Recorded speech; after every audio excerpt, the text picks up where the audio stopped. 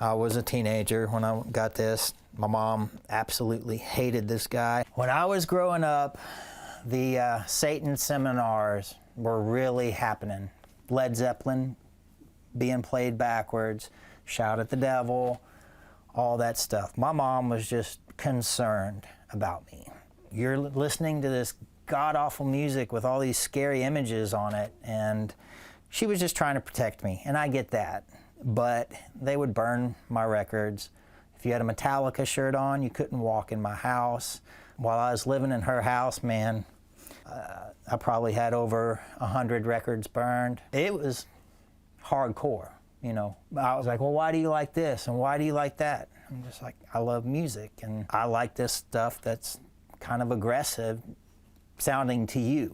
And I was trying to be like Sid. I was cutting myself and safety pins through the nose and all that stuff. It was my own way of rebelling, which is natural. Every Hank Williams has rebelled. It's just, I was into punk rock and heavy metal. Hey, this is Hank 3, and today I get to hang out with crate diggers, so I'm pumped.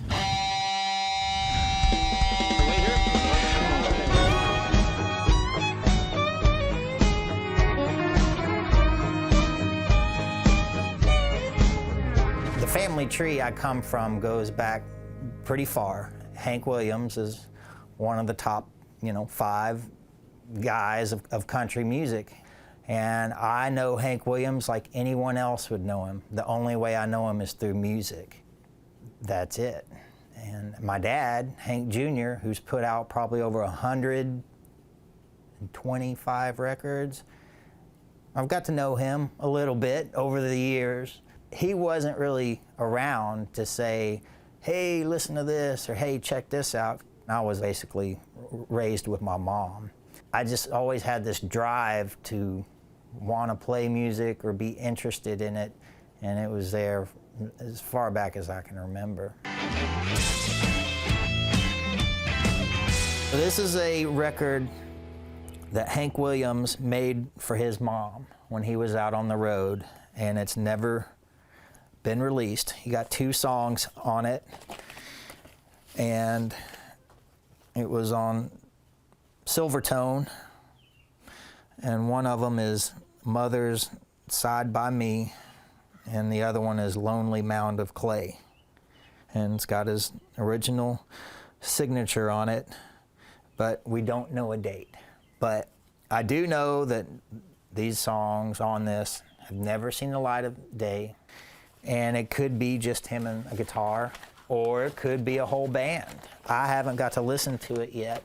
Probably the coolest thing I have. I don't have that much of my granddad's stuff. A tie, a gun, and this.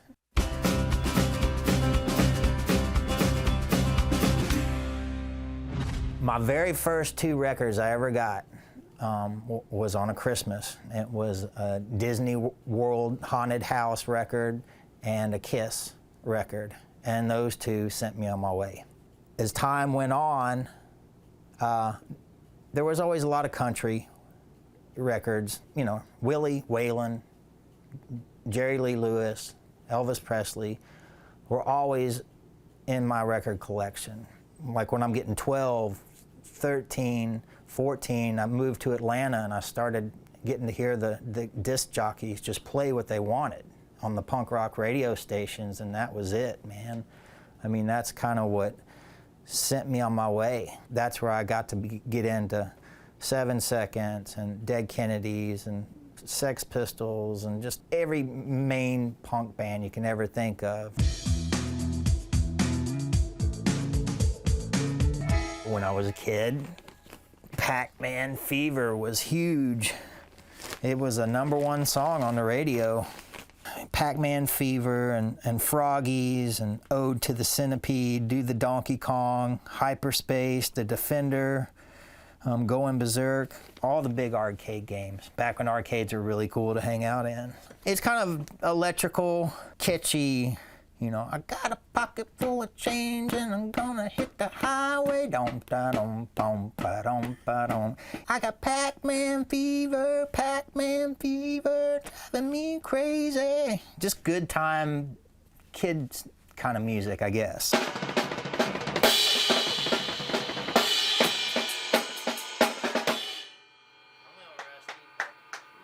The very first 45 I ever bought, where my mom drove me to the music store in Franklin, Tennessee, was this one right here. It was Gary Newman Cars. I don't know what happened to the sleeve, but metal and cars, man, that was just rocking my brain. And that was in '79. Dude, Flash Gordon rocked my world when I was growing up, man. The sound effects, I dug the way the sound effects were on it, and Queen even played it live. So, Flash Gordon, that one's been with me quite a while.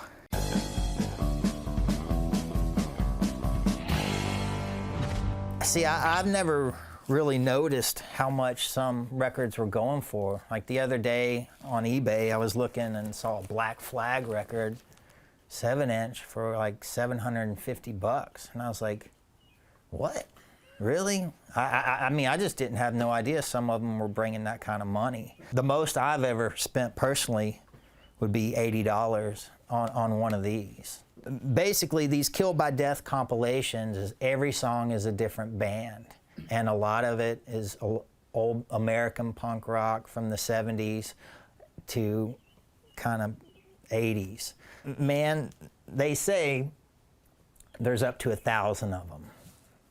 Who knows? But these are some of the ones I've been into. It's Red Rum Records, a lot of different sounds. I don't know, I can listen to these if I'm having an ultra bad day, or if I'm wanting to make something or just totally disconnect.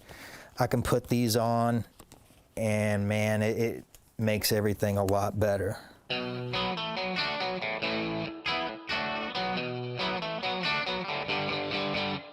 The inspiration I would get from listening to Hank Williams, man, I'm just like everybody else. If I'm going through a heartbreak or I'm out having a bad day, every now and then I can put on one of his songs and just let the emotions go and feel the pain. With Hank Jr., when I was growing up, every keg party I went to, there would always be Hank Jr. on. It didn't matter if I was in Georgia or Tennessee or Kentucky. I mean, it's just one of those things. So, Rockin' Randall Hank Jr. offered me a lot of inspiration for Southern rock, Leonard Skinner style stuff. And that's where I got my first big rush as far as playing live, being 10 years old, getting up there and playing Family Tradition in Atlanta. That kind of set me on my way. I got to feel a monitor blowing my head off, and the lights, and you know, all these bikers walking around, and people. I mean, back then shows were a lot more just rowdy, is the best way to say it. First official show of being with a pretty established up and coming punk, metal, whatever you call it, band was here in Nashville. One of our highlights was we got to open up for Fugazi once, and got to open up for Public Enemy once. And that was huge back then, you know, and man, I'll just never forget those moments. These are some of the 45s. I've always been a fan of Carp from way back when. You would think, what, you like Kill All Redneck Pricks? I'm like, second I heard them, I loved them. This is something I got when I was a teenager. I just bought it because the cover kind of looked cool. And sure enough, I was really digging the band. That's back when you just kind of weren't really sure what you were getting. You know, nowadays you can kind of see it and hear it a little more. But back then, you didn't really have the option as much. So, Misfits is how I learned how to play guitar. Bar chords is what taught me my gateway in guitar. You know, I used to get Thrasher magazine. I'd see Misfits, Suicidal Tendencies, and Black Flag. And when I started listening to Black Flag, I just really identified a lot with that energy and the motivation that was in those lyrics. And Black Flag basically became my psychiatrist, as long as I could do that scream. getting into country music, I didn't really understand how to do it yet. And my first couple records, I was upset that they put the 3 Hanks out there, because I was like, oh, you're just gonna make it look like y'all paved the way for me. And that's not how it was. And I always wanted to be Hank 3. I wanted to take the Williams out of it and stand on my own 2 feet as much as possible. You know, it took me a while to find my sound and to get my Jekyll and Hyde thing going on. And it took a while to get into the rock clubs, because they didn't want to, you know, have a country act there. I'm like, dude, just give me a chance, please. And you know, us getting beer thrown at us and beat up, all our gear thrown out for me doing a punk rock show in Texas after I, you know, did my hour and a half of country, and I got 5 kids. It's like, we came here to see you do your punk thing. Are you gonna be here with me when it goes down? Yeah.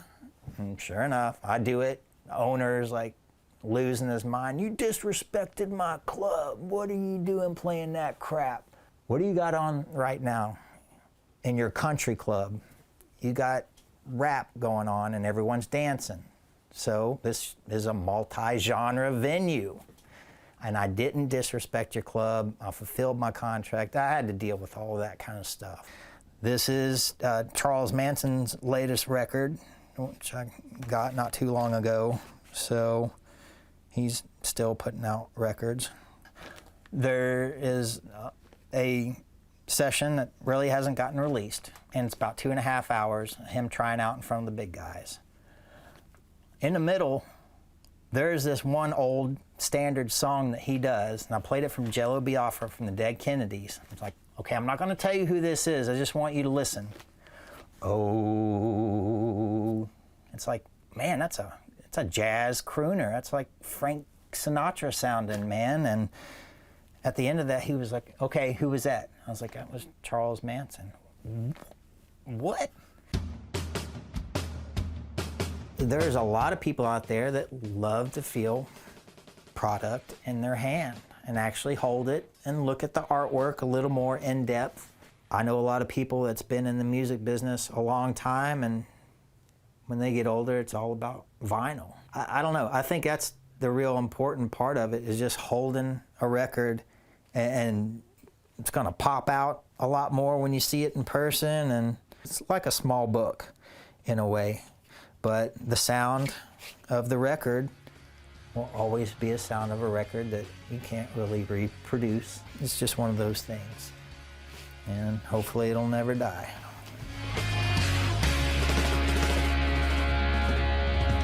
And still to this day, I'll have people come up to me and say, man, this is Texas. There ain't no mosh pit in country music.